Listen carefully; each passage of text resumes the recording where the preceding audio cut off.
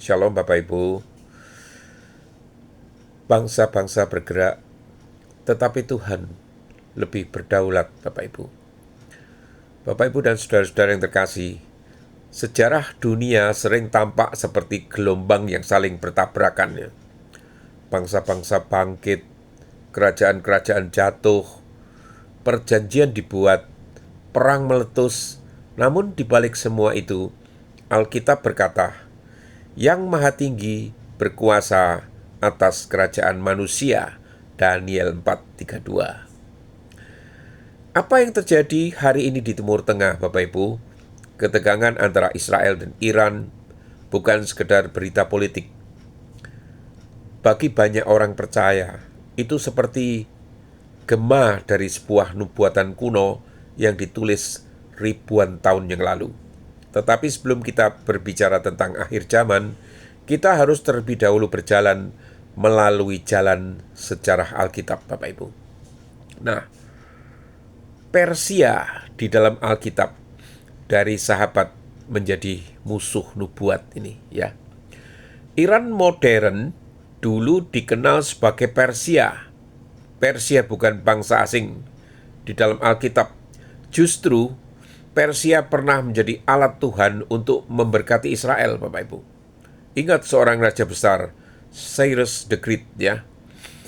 Raja ini mengeluarkan sebuah dekret yang memungkinkan orang Yahudi kembali dari pembuangan Babel dan membangun rumah baginya di Yerusalem, Bapak Ibu. Lihatlah misteri sejarah ini, Bapak Ibu.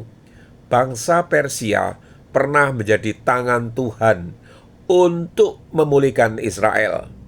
Di zaman Ester, Persia bahkan menjadi tempat di mana bangsa Yahudi diselamatkan dari pemusnahan, Bapak Ibu. Namun sejarah terus bergerak. Kerajaan berubah, ideologi turut berkembang, hati manusia juga berubah, Bapak Ibu. Persia kuno yang pernah menjadi pelindung Israel berubah menjadi Iran modern yang sering menjadi lawan geopolitik dari Israel ini. Nah, bagaimana Persia di dalam koalisi akhir zaman ini? Ini ada sebuah nubuat Yehezkiel, Bapak Ibu ya. Berabad-abad sebelum zaman kita, seorang nabi berdiri di pembuangan Babel, yaitu Nabi Yehezkiel, Bapak Ibu. Dalam kitab Yehezkiel pasal 38-39, muncul nubuat yang sangat misterius. Persia, Kus, dan Put menyertai mereka di Yehezkiel 38 ayat 5, Bapak Ibu. Persia disebut secara langsung di dalam nubuatan tentang perang besar di akhir zaman. Nabi itu berbicara tentang sebuah koalisi bangsa-bangsa yang dipimpin oleh seorang tokoh misterius bernama Gog dari Magog, yang pada hari-hari terakhir akan datang menyerang Israel, Bapak Ibu. Dan di antara bangsa-bangsa itu tertulis jelas Persia ini. Persia bukan simbol, itu adalah nama bangsa yang nyata, Bapak Ibu. Banyak penafsir modern itu melihat bahwa Persia itu adalah Iran sekarang. Namun dengarkan baik-baik, Bapak Ibu. Nubuatan itu tidak mengatakan bahwa manusia akan memenangkan perang itu. Alkitab berkata, Aku akan memperlihatkan kekudusanku di hadapan banyak bangsa. Yehezkiel 38:23. Artinya, bukan Israel yang menang, bukan juga Persia. Tuhan sendiri yang bertindak, Bapak Ibu. Apakah ini dunia ini menuju ke Armageddon? Perjanjian baru membawa kita lebih jauh lagi. Di dalam kitab Wahyu, kita mendengar sebuah nama yang mengguncang sejarah, Armageddon. Itu adalah tempat berkumpulnya bangsa-bangsa untuk perang yang terakhir, Bapak Ibu.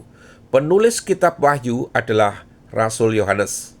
Ia melihat visi tentang kerajaan dunia yang bertabrakan sebelum kedatangan Kristus. Namun Alkitab tidak memberi kita peta politik yang rinci. Alkitab memberi kita arah rohani, Bapak Ibu. Yesus berkata, bangsa akan bangkit melawan bangsa, kerajaan melawan kerajaan. Semua itu adalah permulaan penderitaan. Matius 27:24 ayat 7-8. Perang bukan akhir, Bapak Ibu.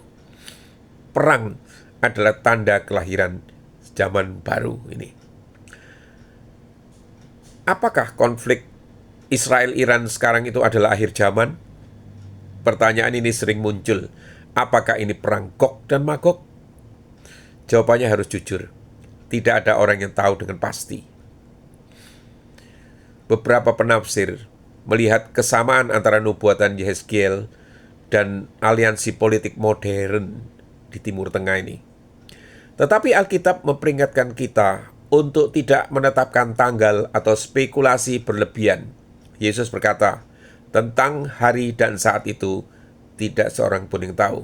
Matius 24 ayat 36. Jadi sikap orang percaya bukanlah ketakutan atau spekulasi, Bapak Ibu, tetapi kewaspadaan rohani dibutuhkan.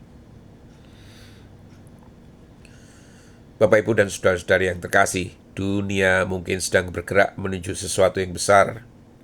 Bangsa-bangsa saling memandang dengan penuh kecurigaan. Senjata semakin kuat, aliansi berubah-ubah. Namun Alkitab berkata, langit dan bumi akan berlalu, tetapi firman-Ku tidak akan berlalu. Matius 24 ayat 35. Jika sejarah dunia adalah panggung, maka Tuhan adalah penulis skenarionya. Jika bangsa-bangsa bergerak seperti bidak catur, maka Tuhan adalah raja di atas papan itu. Dan pada akhirnya, bukan perang yang menentukan sejarah, saliblah yang menentukan sejarah. Karena pada suatu hari, raja yang sejati akan datang kembali, bukan sebagai bayi di palungan ya, tetapi sebagai raja dari segala raja. Bapak Ibu, ada sebuah pengharapan di tengah gemuruh bangsa-bangsa ini. Ketika kita melihat Israel, Rusia, Amerika, dan bangsa-bangsa lain bergerak di dalam ketegangan tadi, ingatlah Mazmur 2. Mengapa rusuh bangsa-bangsa dan suku-suku bangsa mereka perkara yang sia-sia? Tetapi Tuhan yang bertahta di sorga tertawa, Bapak Ibu, karena kerajaan dunia tidak akan bertahan selamanya. Pada akhirnya akan datang kerajaan yang tidak tergoncangkan, kerajaan Kristus. Dan pada hari itu, pedang akan menjadi mata bajak, perang akan berhenti, dan bumi akan penuh dengan kemuliaan Allah. Amin.